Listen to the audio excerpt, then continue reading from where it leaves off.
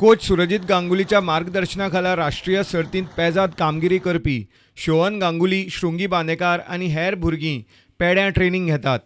राजकोटांत वैयक्तीक वस्तादपण मेळयल्लो शोहनान आतां सप्टेंबरांत जावपी सर्तीचेर फोकस करपाचें थारायलां. My aim is the next 10th Asian Age. I'll try my best to win a medal in that. राजकोटांत बऱ्यापैकी कामगिरी करपी श्रृंगीनूय आपलो नवो टार्गेट प्रुडंटा कडेन उलयतना सांगलो. I would focus on the Asian age group, which is and the senior, which would be next month. I would like to give a good performance there. Coach सुरजिताच्या मता प्रमाण गोंया कडेन आनिकूय बरी कामगिरी करपाची तांक आसा.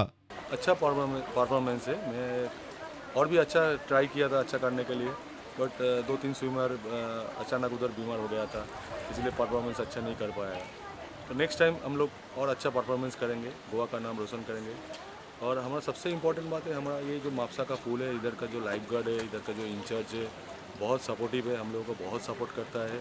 जब हम लोग जैसे बोलता हूँ वो लोग ऐसा करता है, और आगे जाके और भी अच्छा करेगा.